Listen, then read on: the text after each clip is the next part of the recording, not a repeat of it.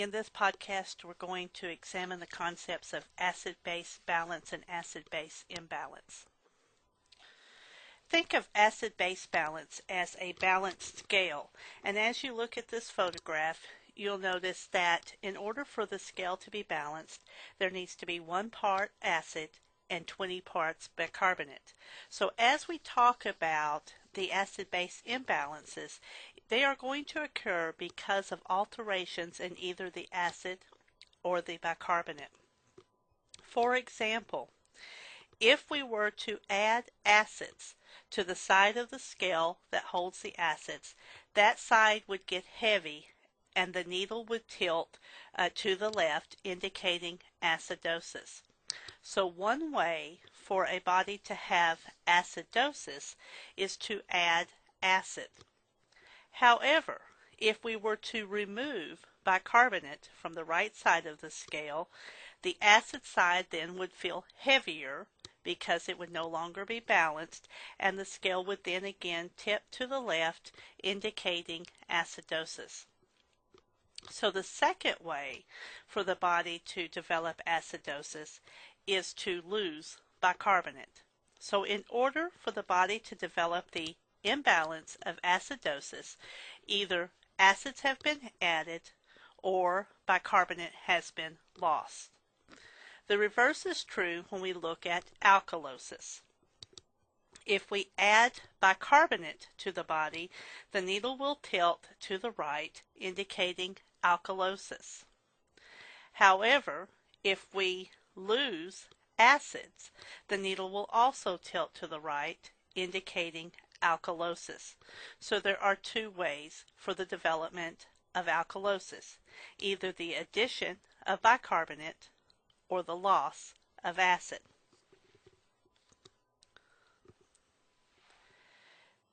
The determination of acid-base balance or acid-base imbalance is done with an arterial blood test called the arterial blood gases, or the ABGs. The normal values for the ABGs are listed on this slide. We start with the pH. The pH determines acidosis versus alkalosis. It's one of the few absolutes in nursing. The pH always, without fail, every single time, determines whether the body is in acidosis or an alkalotic state when in imbalance. The PCO2 is an acid. It indicates respiratory acidosis versus alkalosis. The HCO3 is a bicarbonate, and it indicates whether the body's in metabolic acidosis or metabolic alkalosis. Before arterial blood gases are performed, usually the respiratory therapist, but it could be a nurse. In most cases, however, at least most cases that I've been associated in practice, the respiratory care therapist is the one that performs the ABGs.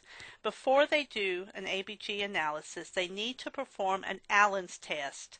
And what the Allen's test does, it assesses the circulation in the wrist so that if the artery was damaged so that it was no longer functioning, the hand would maintain circulation. So what they need to do in order to do that is they need to determine that if they use the radial pulse, the ulnar pulse, or the ulnar artery would then go ahead and circulate the arm. So how they do that is they elevate the wrist on a rolled towel. They occlude both the ulnar and the radial artery. They have the client clench and unclench their fist until the skin starts to blanch. Then they release the ulnar artery. If the color returns in 5 to 15 seconds, the test is considered a positive Allen's test. Then they do the same test again, only this time they release the radial artery, occluding the ulnar artery as the test is done. What they want to see is that both when one artery is compressed, the other artery will maintain the pink circulatory color in the extremity.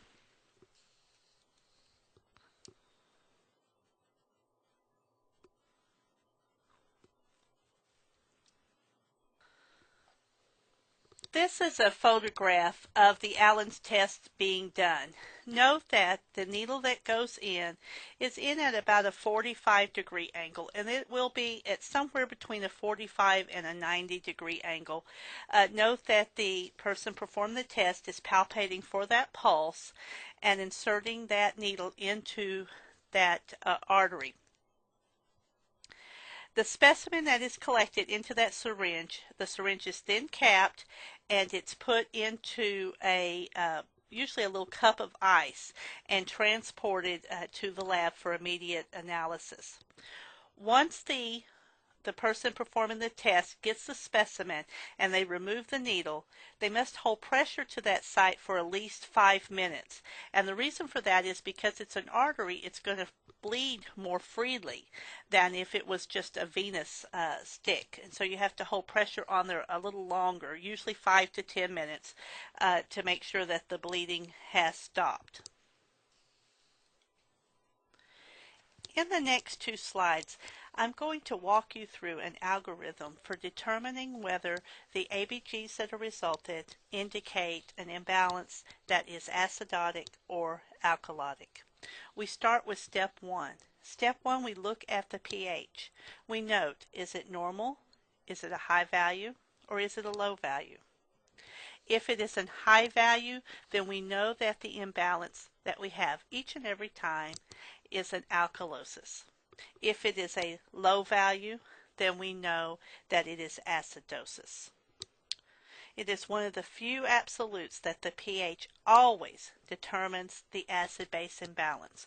So you take those normal values that I gave you on a previous slide, you look at your results. If the value in the pH is lower than 7.35, you have acidosis. If the pH is higher than 7.45, you have alkalosis. Step 2, we look at the CO2, which is acid, and indicates respiratory acidosis or respiratory alkalosis. If the CO2 is high, that is an acidotic state. If it is low, it is an alkalotic state.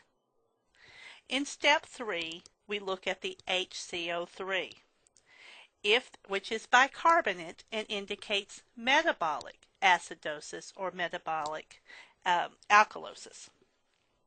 If the HCO3 is high, it indicates alkalosis, and if it is low, it indicates acidosis.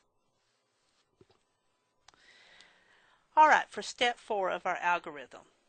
In the previous steps, we've already noted whether the pH is normal, high, or low, the CO2 is normal, high, or low, and the HCO3 is normal, high, or low.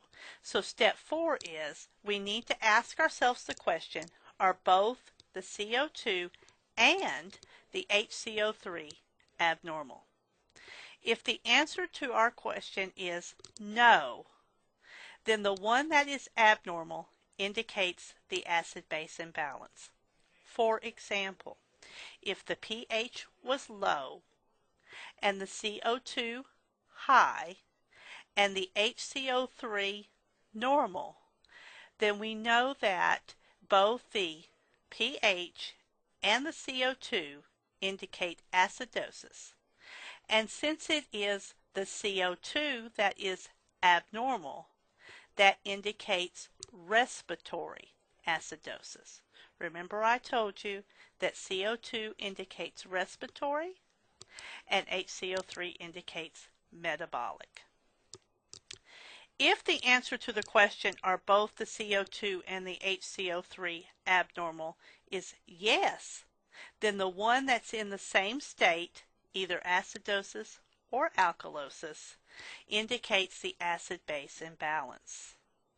So should the pH be low, the CO2 be high, and the HCO3 be high, then we would know that the pH being low indicates acidosis, the CO2 being high indicates acidosis, but the HCO3 that is high indicates alkalosis. Well, the pH always indicates the state. And so with a pH low, we know we have acidosis. The one that matches it is the CO2 that is high. So we have respiratory acidosis. We have respiratory acidosis with partial compensation. And the reason that the compensation is partial is because the pH is abnormal. Now then, if we found that both of these CO2 and HCO3 are abnormal, then we would look again and we would see which one is abnormal. But let's say this time the pH is low normal. It's a lower end of the normal scale. The CO2 is elevated and the HCO3 is elevated. Well, we've got to figure out which type of acid-base imbalance it is. The pH is closer to the acidotic side than it is to the alkalotic side. Therefore, we know it's going to be an acidosis.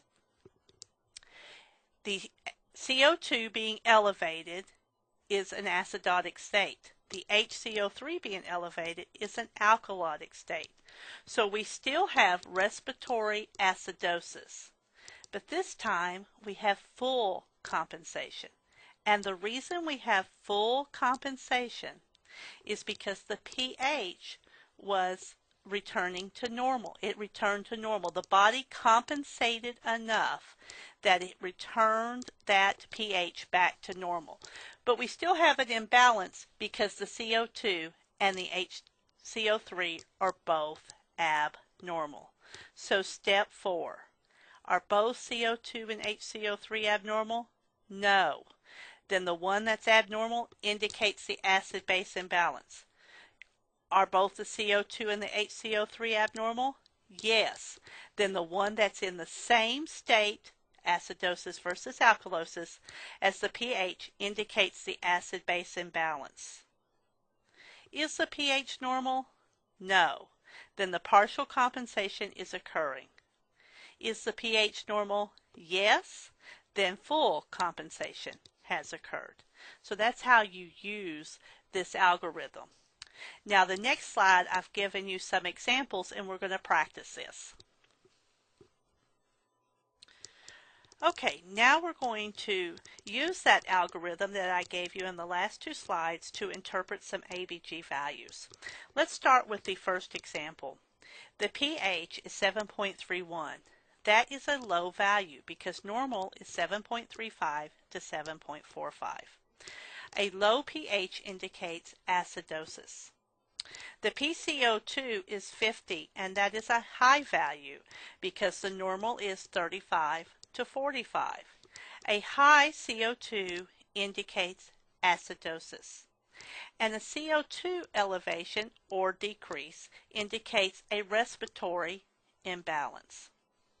The HCO3 of 22 is normal because the normal values are 22 to 27. And HCO3 indicates metabolic imbalance.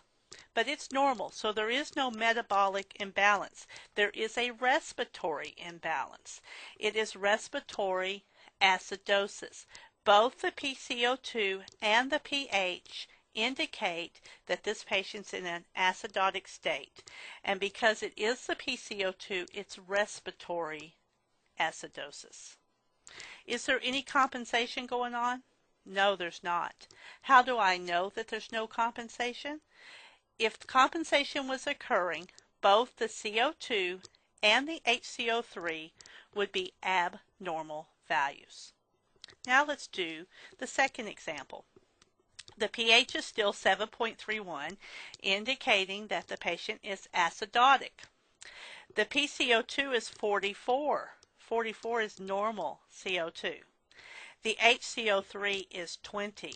20 is a low HCO3, indicating acidosis. And because it is the HCO3 that's abnormal, It's metabolic acidosis. Is there compensation going on? No, there's not. How do I know that? Because the PCO2 stayed normal. Now let's do the third example. The pH is 7.47. That is an elevated pH, indicating alkalosis. The PCO2 is 48. That is an elevated PCO2, indicating acidosis. The HCO3 is 30. That's an increased HCO3, indicating alkalosis. Okay, we go back to step 4. Are both the CO2 and the HCO3 abnormal? Yes, they are. Then the one that's in the same state, acidosis versus alkalosis, as the pH indicates the acid-base imbalance. Well, we go back to our example. It is the HCO3 that's alkalosis, the same as the pH. So we have metabolic alkalosis. The next question, is the pH normal? No, it's not. Then there is partial compensation occurring via the PCO2 that is elevated. I'm going to go over that one more time. In that case, the pH of 7.47 indicates alkalosis. So our answer is going to be something alkalosis. The PCO2 that is elevated indicates acidosis. The HCO3 of 30 indicates alkalosis. So we have metabolic alkalosis with partial compensation. The respiratory system, the CO2, is compensating. So we have partial compensation. How do I know it's partial? Because the pH is abnormal. Now let's do the fourth example. The pH of 7.30 is acidosis. The CO2 of 50 is acidosis. The HCO3 of 30 is alkalosis. So I have an abnormal CO2 and an abnormal HCO3. So some compensation's going on. This is respiratory acidosis. How do I know that? Because the PCO2 indicates acidosis of 50, whereas the HCO3 abnormality is alkalosis. But the pH tells me I'm dealing primarily with acidosis. So it's respiratory acidosis with compensation. Is it partial or full? It's partial compensation. How do I know that? Because the pH of 7.30 is abnormal. Now let's do the fifth example. The pH is 7.35. That's normal. It's on the low end of normal. It's more on the acidotic end of normal, but it's normal. However, the CO2 is 33, and that indicates alkalosis. The HCO3 is 20, indicating acidosis. Well, my pH is closer to acidosis than it is alkalosis. So I have metabolic acidosis with compensation. Is it full or partial? In this case, it's full compensation because the pH returned to normal. Now let's look at the last example. The pH is 7.45. That's normal, but it's on the high end of normal, on the alkalotic end of normal. The CO2 is 33. That indicates alkalosis.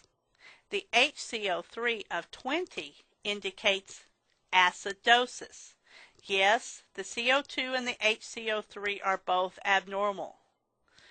Which one indicates the primary imbalance? Well, the pH is closer to alkalosis. So it's respiratory alkalosis. The HCO3 that is acidotic is showing us compensation. Is it full or is it partial? Well, it's full compensation because the pH returned to normal. Now, I have some practice questions up on WebCT for you to practice interpreting these ABGs, and we will also do some of these in class. Now let's look at some ways that acid-base imbalances do occur. And I've just kind of simply summarized a lot of data that's listed in your textbook to give you some key points here and some ways to think about what's going on with your patient, which way you're likely to see this imbalance occur. The easiest to talk about is respiratory acidosis and alkalosis. Anything that causes the person to not ventilate well enough, ventilate too slowly, or have respiratory arrest where they're not ventilating at all, will cause respiratory acidosis. And so things like being over-sedated can cause hypoventilation and respiratory acidosis. Anything that causes you to hyperventilate. For example, if I told you had a quiz today that's worth 20% of your grade and you didn't realize you were going to have this quiz, you would start to hyperventilate, and that could cause respiratory alkalosis. So anxiety or being in pain, sometimes people will hyperventilate, can cause respiratory alkalosis. Metabolic acidosis, remember when we talked about tipping that scale? What causes acidosis? Well, things where we add acid. So, endogenous and exogenous acids. Endogenous acids are those acids that our body builds, like lactic acid. Exogenous acids would be acids that we consume or acids that we ingest. So adding those acids can cause metabolic acidosis. The other thing that can cause metabolic acidosis is the loss of bicarbonate. Diarrhea comes to mind. If you have a lot of diarrhea, you lose bicarbonate in that stool. The other very common way you may see metabolic acidosis is poor renal function. And part of that is because we can't excrete the potassium. And when those potassium levels rise, we get acidotic.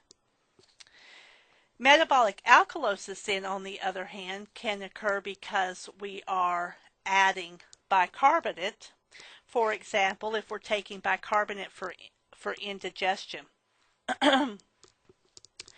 Or it can occur because we are losing acids, such as stomach acids that we might lose if we had nausea and vomiting, or if we had gastric suction that took that acid out. Also, lower potassium levels can lead to metabolic alkalosis. The next concept that I'm going to talk about is the anion gap. And this particular lab test, and actually it's just a calculation, is done when we suspect that the person is experiencing metabolic acidosis. So we find that our patient has metabolic acidosis, and we want to know then, is this metabolic acidosis due to the loss of bicarbonate through the GI tract, or is it due to the consumption of endogenous acids, or is it due to the production of endogenous acids? So we're trying to differentiate what's causing our metabolic acidosis. That's the use of anion gap. The formula is the sodium level, and from the sodium level you subtract out the sum of the chloride and the CO2. The CO2 value is used as an indicator of bicarbonate. The serum CO2 is a indicator of bicarbonate. So what we do is we take the chloride and the CO2 value that we get from a survey chemistry result.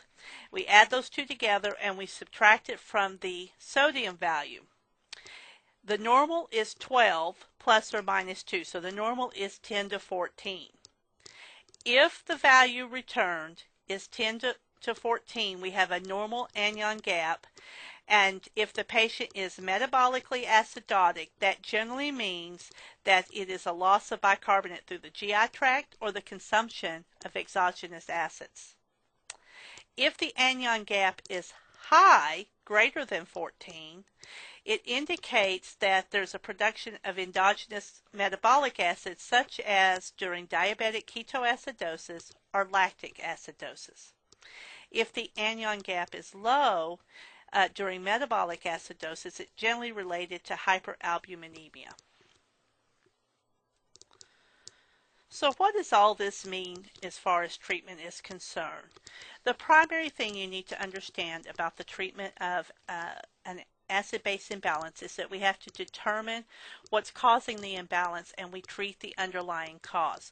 For example, if you oversedate your patient and they hypoventilate, then what we need to do is to ventilate for them. We need to rescue breathe until they're able to ventilate on themselves. Or let's say that your patient receive too much pain medication, too much narcotic pain medication, an opioid pain medication, and they're hypoventilating and they become respiratory acidotic, then we would give a drug called Narcan to reduce that narcotic, and then the patient would spontaneously breathe normal. And so we need to know what's causing the imbalance so that we can treat that underlying cause. Sometimes acidosis is also treated with sodium bicarb. You will see that with respiratory arrest. We'll intubate the patient, we'll ventilate the patient, and we'll treat the respiratory acidosis with sodium bicarb. Or you'll very frequently see that when the patient has metabolic acidosis related to poor renal function, they will give them supplemental sodium bicarb, and usually very high doses. So sodium bicarb is a treatment for acidosis. We will also treat the underlying electrolyte potassium disturbance, the low potassium or the high potassium that occurs with the acid-base imbalance. Now, as you all know, I always like to bring in a little real-life patient scenario to bring this all home. And so here is our patient, a 38-year-old woman who presents to a prison infirmary with flu-like complaints consisting of myalgias, which means body aches, muscle aches, abdominal pain, and nausea that started a week ago. She is HIV and hepatitis C positive. She has no HIV-related illnesses except for a chronic mild diarrhea. Are you starting to think a little bit about her acid-base imbalance when I say diarrhea? But it's pretty mild, and she's been asymptomatic with her hepatitis. She is taking 3 drugs to reduce her viral load. And let me just say that the drugs that they would use to reduce the HIV viral load are going to be somewhat difficult for her liver, and so she is at a higher risk of having some liver insufficiencies, not only because of the drugs but because of her hepatitis C diagnosis. And you can see here her vital signs are essentially normal, except her pulse rate's just a little bit elevated. She does have some tenderness in her right upper abdomen. So as you pop up upper abdomen, she feels a little bit tender. At that point, you might be thinking liver, because that is where the liver is stored. And so she has a little tenderness in that area. So the physician ordered some laboratory analysis, and we sent a serum specimen and a urine specimen to the lab for analysis. The results showed the urine was positive for ketones. We've got an AST of 92, an ALT of 118, and a total bilirubin of 1.7. Those are part of the liver enzyme test. Her amylase was normal. Amylase was used to determine if this right upper tenderness was due to, more likely due to the liver or more likely due to the gallbladder. Her BUN is 27 and her creatinine is 1.6. And then we have some electrolytes. We have the sodium, the chloride, the potassium, and the CO2. We're going to talk a little bit about whether these are normal or abnormal. But one of the things that I would like for you to do is to stop the podcast, get out your lab diagnostic book, and look for yourself. Are these things normal, abnormal? What would they indicate if they are abnormal? This patient was determined to have metabolic acidosis, and so the physician wanted to know what was the determining factor of that metabolic acidosis. So one of the things that we can do to determine that is to calculate her anion gap. So I gave you the formula on a previous slide. We take the chloride of 104 and we add that to the CO2 of 12, which would be 116, and we subtract that number from the sodium level of 139, and we get a value of 23. Remember, normal is 10 to 14. So this is high. A high anion gap during metabolic acidosis generally means the production of endogenous metabolic acids, such as during diabetic ketoacidosis or lactic acidosis. So in this case, we have metabolic acidosis due to endogenous causes, most likely lactic acidosis, because this patient's not diabetic. And so without a diagnosis of diabetes, and they got a glucose on her, I'm sure, with that electrolyte panel, they got a glucose, and it didn't show that she was diabetic. So this patient most likely is suffering from lactic acidosis.